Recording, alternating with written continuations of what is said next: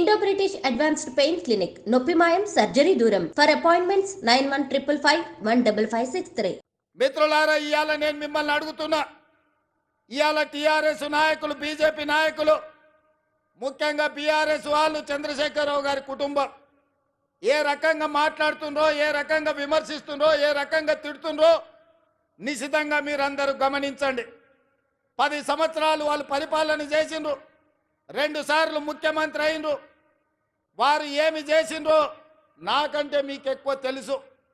ఎందుకంటే ఈ మట్టిని నమ్ముకున్న మీరు, ఈ మట్టిలోనే పుట్టి మట్టిలోనే కలిసే మీరు, ఈ మట్టే శాశ్వతమని నమ్మిన మీకు రైతు రుణమాఫీ గత ప్రభుత్వంలో జరిగిందా? రైతుకు గిట్టుబాటు ధర వచ్చిందా? ఆనాడు చంద్రశేఖరరావు గారు స్వయంగా మాట్లాడిన మాటల్ని ఈనాటి రైతాంగం మర్చిపోయిందని వారు అనుకుంటున్నారా? ఆనాడు ఒరేస్తే ఉరేసుకున్నట్టే అన్నది ఈ పెద్ద మనిషి చంద్రశేఖరరావు గారు కాదా? ఇవాళ మరి నేను మిమ్మల్ని అడుగుతున్నా, మీ ద్వారా ఈ తెలంగాణ రాష్ట్ర రైతాంగాన్ని నేను అడగదలుచుకున్నా. ఆనాడు ఒరేసుకుంటే ఉరేసుకున్నా అన్నట్టు ఆనాటి ప్రభుత్వం అంటే, ఈనాడు మీరు ఒరేసుకుంటే 500 రూపాయల బోనస్ ఇస్తామని చెప్పిన మాట ఉత్తమ్ కుమార్ రెడ్డిది కాదా? ఒరేస్తే ఉరేసుకోండి అని చెప్పిన ఆనాటి పెద్ద మనిషి, మీరు వరి వేసుకోండి, వేసుకున్న వరికి 500 రూపాయల బోనస్ ఇస్తాం, మీ ఖాతాలో 3 రోజుల్లోనే బోనస్ కనక వర్షం గలగల రాలుతుంటే బీఆర్ఎస్ వాళ్ళ గుండెల్లో పిడుగులు పడుతున్నట్టుగా ఉన్నది. మిత్రులారా, ఇవాళ కాళేశ్వరం కట్టినా అన్నాడు, పాలమూరు రంగారెడ్డి ఎత్తిపోతలు చేపట్టిన అన్నాడు. ఇప్పటి వరకు 10 సంవత్సరాలలో ఆనాటి చంద్రశేఖరరావు గారు కేవలం సాగునీటి ప్రాజెక్టుల కోసం, కాంట్రాక్టర్ల కోసం 1,83,000 కోట్ల రూపాయలు ఖర్చు పెట్టిండు. అందులో కాళేశ్వరానికి 1,02 కోట్ల రూపాయలు, 1,02,000 కోట్ల రూపాయలు ఖర్చు పెట్టిండు. 1,02,000 కోట్ల రూపాయలు ఖర్చు పెట్టి ఆనాడు పండిన పంటను కాళేశ్వరం నీళ్లతో పండించిన అని గొప్పలు చెప్పుకున్నాడు. వారు చెప్పుకున్నప్పుడు మేమేం అనలేదు.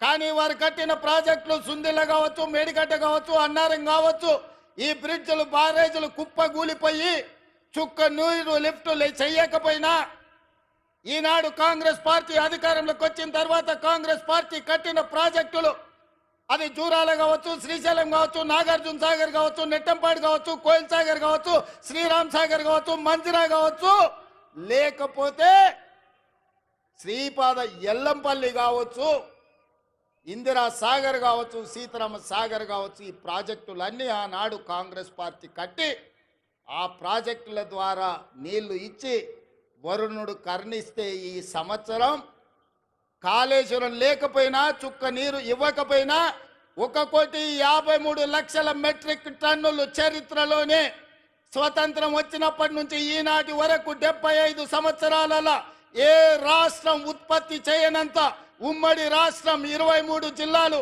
ఇవాళ ఆంధ్రప్రదేశ్లో ఉన్న 13, తెలంగాణలో ఉన్న 10, ఉమ్మడి 23 జిల్లాలలో కూడా ఒక పంటకు 1,53,00,000 మెట్రిక్ టన్నుల వడ్లు ఎన్నడూ పండలే. మరి ఇవాళ తెలంగాణ రాష్ట్రంలో ప్రజాపాలనలో మన ప్రభుత్వంలో ఒక పంటకు 66 లక్షల ఎకరాలలో 1,53,00,000 మెట్రిక్ టన్నుల వడ్లు పండించి 500 రూపాయల బోనస్ ఇచ్చి ఇవాళ ధైర్యంగా ఈ గడ్డ మీద, పాలమూరు గడ్డ మీద రైతు పండుగ చేసుకుంటున్నాం. మనకు రైతు పండుగ చేసుకునే హక్కు లేదని బీఆర్ఎస్ వాళ్ళు అంటుండ్రు. మీరు ఒక్కసారి ఆలోచన చేయండి మిత్రులారా.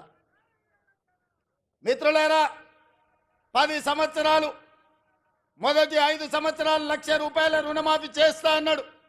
4 విడతలు అన్నాడు, మిత్తి నేనే కడతా అన్నాడు.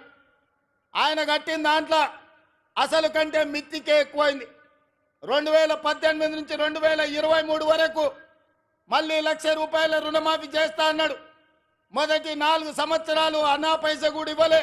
ఆఖరి సంవత్సరం ఔటర్ రింగ్ రోడ్డును అమ్మి 11,000 కోట్ల రూపాయలు రైతుల ఖాతాలో వేస్తే 8,596 కోట్ల రూపాయలు మిత్తికే పోయినాయి. అసలు చెల్లించింది 2,500 కోట్లే. మిస్టర్ హరీష్ రావు గారు, మీరు వినండి స్పష్టంగా. ఆర్థిక మంత్రిగా మీరు బాధ్యత నిర్వహించింది కదా. ఔటర్ రింగ్ రోడ్డు 7,500 కోట్ల రూపాయలకు తెగ నమ్మి ఆనాడు కాంగ్రెస్ పార్టీ నిర్మించి ఒక అద్భుతమైన ఆస్తిని నగరానికి తెలంగాణ రాష్ట్రానికి ఇస్తే దాన్ని అమ్మేసి 5 సంవత్సరాలలో రైతు రుణమాఫీ చేసింది మీరు 11,000 కోట్లు అయితే అందులో 8,500 కోట్ల రూపాయలు మిత్తికే సరిపోయినాయి.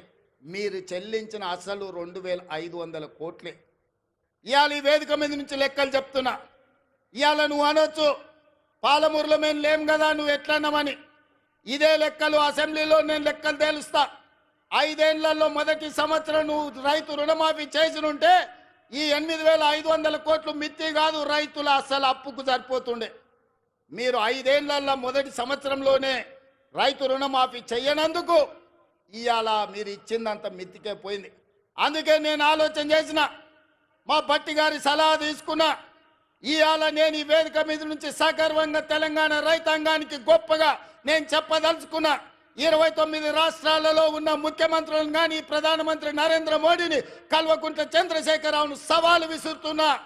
ఈ దేశంలో స్వతంత్రం వచ్చినప్పటి నుంచి ఏ రాష్ట్రమైనా 10 నెలల్లో 25 రోజుల్లో 22,22,062 రైతు కుటుంబాలకు 17,869 కోట్ల రూపాయల రుణమాఫీ చేసిన చరిత్ర ఈ దేశంలో ఉన్నదా అని నేను అడుగుతున్నా. చర్చలకు మీరు సిద్ధంగా ఉన్నారా నరేంద్ర మోడీ గారు అని నేను అడుగుతున్నా. నరేంద్ర మోడీ గారు వస్తారా చర్చకు? కల్వకుంట్ల చంద్రశేఖరరావు గారు వస్తారా? మీరిద్దరు కలిసి రాండి. ఈరోజు మా భట్టి గారు మా చేతుల మీదుగా, మా ఆడబిడ్డల చేతి మీదుగా 3,13,000 కుటుంబాలకు 2,747 కోట్ల రూపాయలు 4వ విడత రైతు రుణమాఫీ చేసిన. మొత్తంగా 25 లక్షల రైతు కుటుంబాలకు 21,000 కోట్ల రూపాయల రైతు రుణమాఫీ మొదటి సంవత్సరంలో చేసిన ప్రభుత్వం, ప్రజా పాలన ఈ దేశంలో ఉన్నదే అంటే అది తెలంగాణ. ఈ తెలంగాణ రాష్ట్రం రైతులకు రుణమాఫీ చేసిందంటే సోనియమ్మ ఆశీర్వాదంతో, రాహుల్ గాంధీ గారు ఇచ్చిన గ్యారంటీతో చేసినామని నేను చెప్తున్నా. అందుకే ఇవాళ బీజేపీ నాయకులను, బీఆర్ఎస్ నాయకులను ఒకరొక్కరికి వస్తారో అందరు కలిసి వస్తారో, ఎట్లొస్తారో అట్లా రాండి. అసెంబ్లీలో తేలుద్దామా, పాలమూరు గడ్డ మీద తేలుద్దామా. మొదటి సంవత్సరంలో 25 లక్షల రైతు కుటుంబాలకు 21,000 కోట్ల రూపాయల రైతు రుణమాఫీ చేసిన పేటెంట్ కాంగ్రెస్ పార్టీ గ్యారంటీ అని నేను చెప్పదలుచుకున్నా. గ్యారంటీల గురించి మాట్లాడాల్సి వస్తే స్వతంత్రం వచ్చినప్పటి నుంచి దళితులకు, గిరిజనులకు, ఆదివాసీలకు, బలైన వర్గాలకు భూ పంపకాలు చేసి అసైన్మెంట్ పట్టాలు ఇవ్వడం ద్వారా ఆ గ్యారంటీ మాది. రైతులను ఆదుకున్న చరిత్ర మాది. రైతు రుణమాఫీ చేసిన చరిత్ర మాది. కనీసం మద్దతు ధర తీసుకొచ్చిన చరిత్ర మాది. ఇవాళ రైతులకు రుణమాఫీ చేసిన చరిత్ర మాది. రైతులకు 24 గంటలు ఇవాళ ఉచిత విద్యుత్ వస్తుందంటే ఆనాడు డాక్టర్ వైఎస్ రాజశేఖర రెడ్డి గారు 9 గంటలు రైతాంగానికి నాణ్యమైన ఉచిత విద్యుత్ ఇచ్చి ఈ దేశంలోనే రైతులకు ఉచిత విద్యుత్ ఇవ్వడం కాంగ్రెస్ పార్టీ పేటెంట్ అని నిరూపించుకున్న చరిత్ర కాంగ్రెస్ పార్టీది. రైతు బీమా కనిపెట్టింది కాంగ్రెస్ పార్టీ. రైతులను ఆదుకున్నది కాంగ్రెస్ పార్టీ.